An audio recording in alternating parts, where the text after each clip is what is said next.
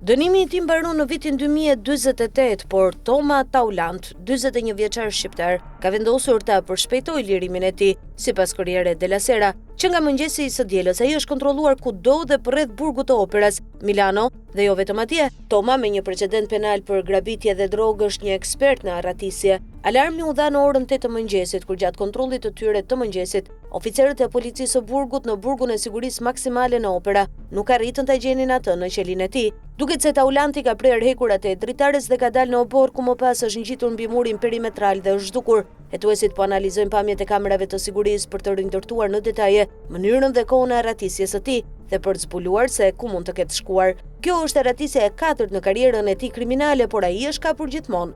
Rasti I fundit ishte në vitin 2013, kur arriti të arratisej nga burgu I Parmës, së bashku me një të burgosur tjetër. Ai u kap më pas në Belgjik, por u arratis përsëri disa muaj më vonë, vetëm për t'u kapur përsëri në vitin 2015. Arratisja e tij e parë ishte në tetor 2009 nga burgu I Ternit, gjë që rezultoi në kapjen e tij në fund të dhjetorit në një shtëpi fshati në provincën e Pavias nga oficer të njësisë së burgjeve të stacionit të policisë Garibaldi Venecia. Me Novkën hajduti I Parmës, ai konsiderohet I rrezikshëm dhe I dhunshëm nga autoritetet lokale italiane.